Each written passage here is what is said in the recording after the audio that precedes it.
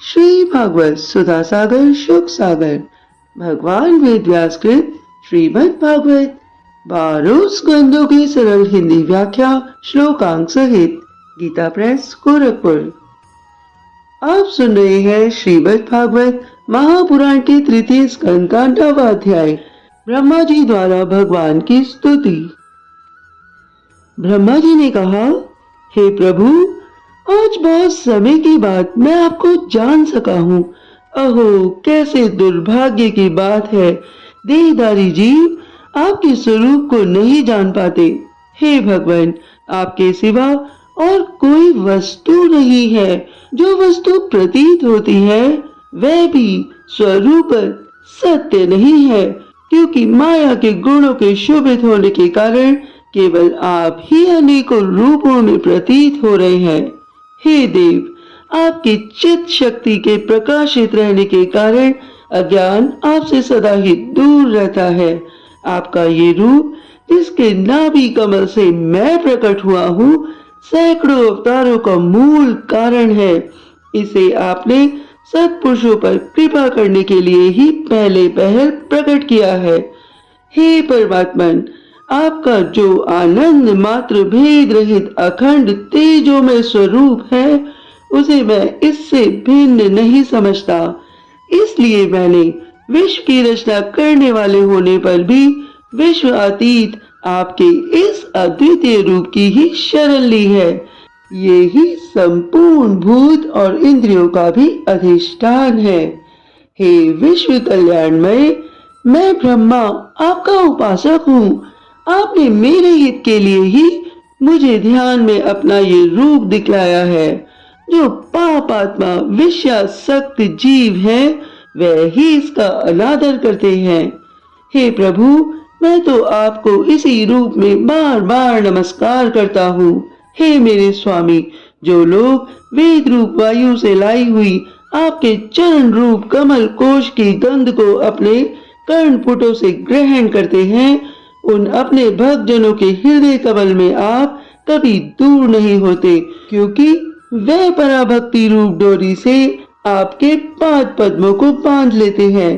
जब तक पुरुष आपके अभिप्रद चरणार वृंदों का आश्रय नहीं लेता, तभी तक उसे धन, घर और बंधुजन के कारण प्राप्त होने वाले भय, शोक, लालसा, दीनता और अत्यंत लोभ आदि सताते हैं, और तभी तक उसे मैं और मेरेपन का दुराग्रह रहता है, जो दुख का एकमात्र कारण है।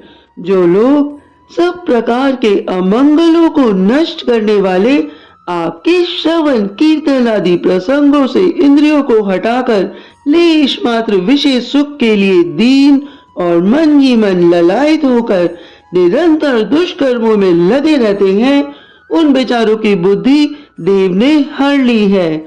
अच्युत, उरु कर्म इस प्रजा को भूख, प्यास, वात, पित्त, कफ, सर्दी, गर्मी, हवा और वर्षा से परस्पर एक दूसरे से तथा काम, अग्नि और दूसरा क्रोध से बार बार कष्ट उठाते देखकर मेरा मन बड़ा खिन्न होता है।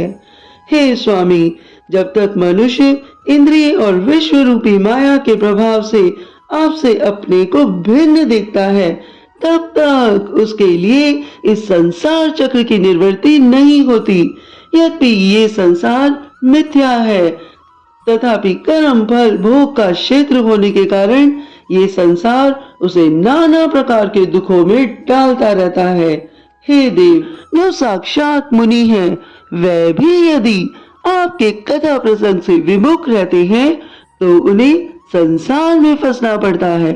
वे दिन में अनेक प्रकार के व्यापारों के कारण विक्षिप्त चित्त रहते हैं और रात्रि में निद्रा में अचेत पड़े रहते हैं।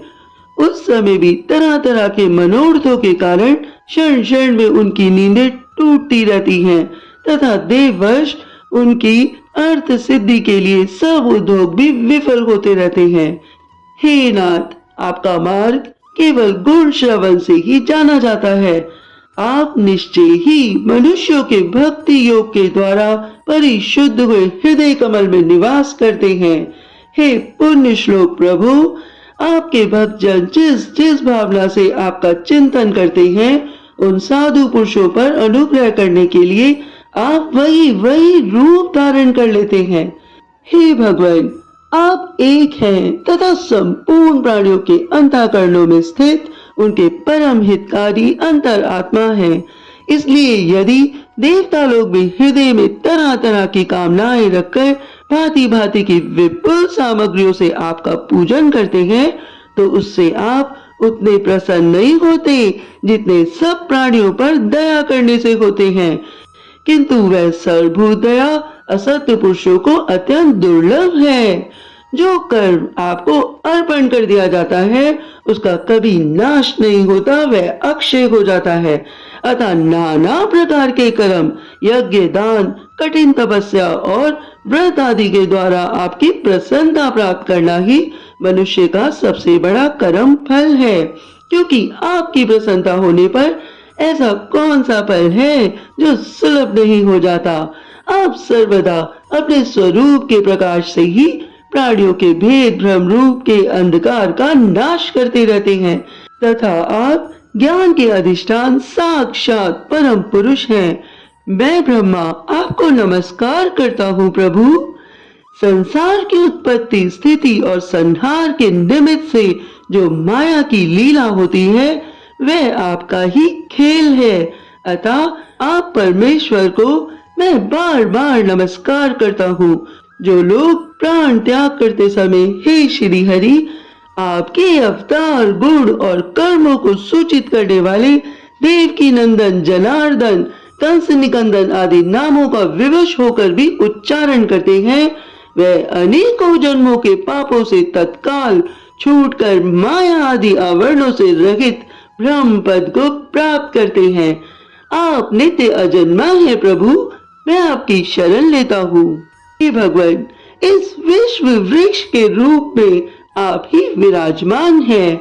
आप ही अपने मूल प्रकृति को स्वीकार करके जगत की उत्पत्ति, स्थिति और प्रलय के लिए मेरे, अपने और महादेव जी के रूप में 3 प्रधान शाखाओं में विभक्त हुए हैं और फिर प्रजापति एवं मनु आदि शाखा प्राशाखाओं के रूप में फैलकर बहुत विस्तृत हो गई है। मैं आपको नमस्कार करता हूँ। हे भगवान, आपने अपनी आराधना को ही लोगों के लिए कल्याणकारी स्वधर्म बताया है, किंतु वे इस ओर से उदासीन रहकर सर्वदा विपरीत निषिद्ध कर्मों में लगे रहते हैं। ऐसी प्रमाद की अवस्था में पड़े हुए इन जीवों की जीवन आशा को जो सदा सावधान रहकर बड़ी शीघ्रता से काटता रहता है, वह बलवान काल भी आपका ही रूप है। मैं उसे नमस्कार करता हूँ। यद्यपि मैं सत्यलोक का अधिष्ठाता हूँ, जो 2 परार्ध पर्यंत रहने वाला और समस्त लोगों का वंदनीय है, तो भी आपके उस काल रूप से डरता रहता हूँ। उससे बचने और आपको प्राप्त करने के लिए मैंने बहुत समय तक तपस्या की है। आप ही अधि यज्ञ रूप से मेरी इस तपस्या के साक्षी हैं प्रभु। मैं आपको नमस्कार करता हूँ। आप पूर्ण काम हैं, आपको किसी विशेष सुख की इच्छा नहीं है, तो भी आपने अपनी बनाई हुई धर्म मर्यादा की रक्षा के लिए पशु, पक्षी, मनुष्य और देवता आदि जीव योनियों में अपनी ही इच्छा से शरीर धारण कर अनेकों लीलाएं की हैं। ऐसे आप पुरुषोत्तम भगवान को मेरा नमस्कार है प्रभु, मेरा नमस्कार है। हे प्रभु, आप अविद्या, अस्मिता, राग, द्वेष और अभिनिवेश 5 में से किसी के भी अधीन नहीं है। तथापि इस समय जो सारे संसार को अपने उदर में लीन कर भयंकर तरंग मालाओं में विशुद्ध प्रलयकालीन जल में अनंत विग्रह की कोमल शैया पर शयन कर रहे हैं, वह पूर्व कल्प की कर्म परंपरा से श्रमित हुए जीवों को विश्राम देने के लिए ही है। हे प्रभु, आपके नाभि कमल रूप भवन से मेरा जन्म हुआ है। ये संपूर्ण विश्व आपके उदर में समाया हुआ है। आपकी कृपा से ही मैं त्रिलोकी की रचना रूप उपकार से प्रवृत्त हुआ हूँ। इस समय योग निद्रा का अंत हो जाने के कारण आपके नेत्र कमल विकसित हो रहे हैं। हे प्रभु, आपको मेरा नमस्कार है। आप संपूर्ण जगत के एकमात्र सहृदय और आत्मा है तथा शरणागतों पर कृपा करने वाले हैं। अतः अपने जिस ज्ञान और ऐश्वर्य से आप विश्व को आनंदित करते हैं, उसी से मेरी बुद्धि को भी युक्त करें, जिससे मैं पूर्व कल्प के समान इस समय भी जगत की रचना कर सकूं। हे प्रभु, आप भक्त वाचा कल्पतरु हैं।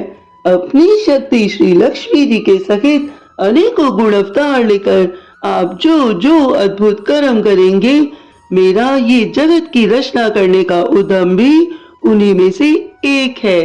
अतः इसे रचते समय आप मेरे चित्त को प्रेरित करें, शक्ति प्रदान करें, जिससे मैं सृष्टि रचना विषयक अभिमान रूप मल से दूर रह सकूं।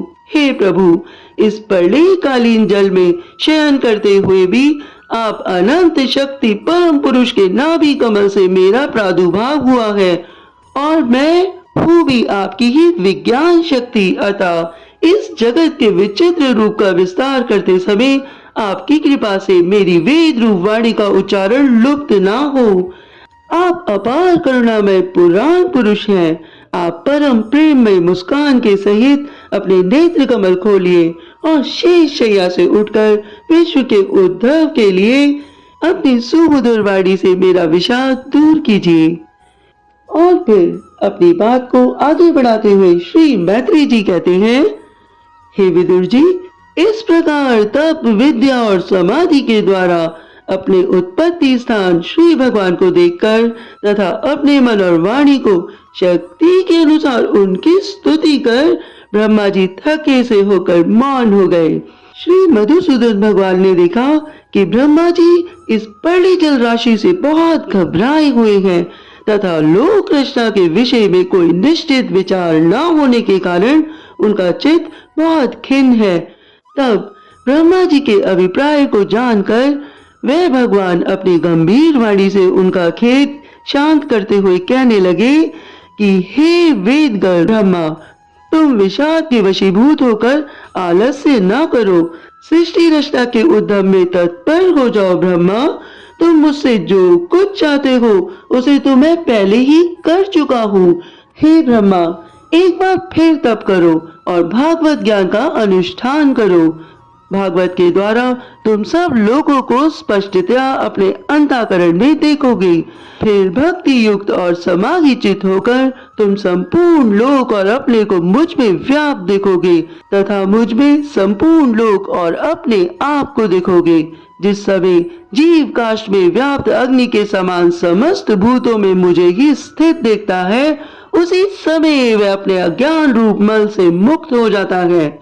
जब वह अपने को भूत इंद्रिय गुण और अंतःकरण में रहित तथा स्वरूप मुझसे अभिन्न देखता है, तब मोक्ष पद प्राप्त कर लेता है। हे ब्रह्मा जी, नाना प्रकार के कर्म संस्कारों के अनुसार अनेक प्रकार की जीव सृष्टि को रचने की इच्छा होने पर भी तुम्हारा चित्त मोहित नहीं होता। ये मेरी अतिशय कृपा का ही फल है। तुम मुझसे अपने मंत्र दृष्टा हो। प्रजा उत्पन्न करते समय भी तुम्हारा मन मुझ में ही लगा रहता है। इसी से पाप में रजोगुण तुमको बांध नहीं पाता। हे ब्रह्मा जी, तुम मुझे भूत इंद्रिय गुण और अंतःकरण से रहित समझते हो। इससे जान पड़ता है कि यद्यपि देहधारी जीवों को मेरा ज्ञान होना बहुत कठिन है, तथापि तुमने मुझे जान लिया है। मेरा आश्रय कोई है या नहीं, इस संदेह से तुम कमल लाल के द्वारा जल में उसका मूल खोज रहे थे, सो मैंने तुम्हें अपना ये स्वरूप अंतःकरण में ही दिखला दिया है। हे प्यारे ब्रह्मा जी, तुमने जो मेरी कथाओं के वैभव से युक्त मेरी स्तुति की है और तपस्या में जो तुम्हारी निष्ठा है, वह भी मेरी ही कृपा का फल है। लोक रचना की इच्छा से तुमने सगुण प्रतीत होने पर भी जो निर्गुण रूप से मेरा वर्णन करते हुए स्तुति की है, उससे मैं बहुत प्रसन्न हूँ। तुम्हारा कल्याण हो।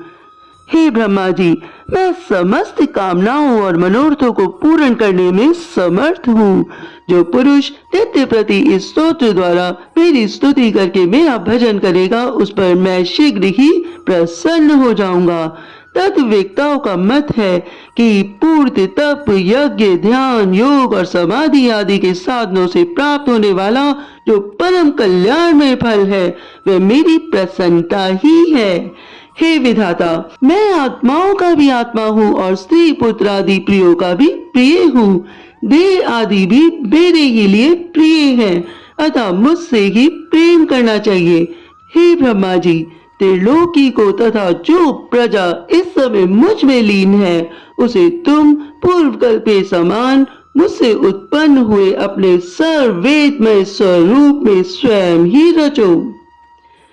श्री मैत्रेय जी कहते हैं, प्रकृति और पुरुष के स्वामी कमलनाभ भगवान सृष्टिकर्ता ब्रह्मा जी को इस प्रकार जगत की अभिव्यक्ति करवाकर अपने उस नारायण रूप से अदृश्य हो गए। अभी आप सुन रहे थे श्रीमद् भागवत महापुराण के तृतीय स्कंद का 9वां अध्याय और हम सुनेंगे 10वां अध्याय 10 प्रकार की सृष्टि का वर्णन। आगे आप सभी ने श्रीमद् भागवत महापुराण के भक्ति रस में जो गोता लगाया है, आप सभी के अंदर बैठी आत्मा, आपकी ऊर्जा शक्ति को मेरा बारंबार प्रणाम है। भगवान श्री हरि आपका कल्याण करें।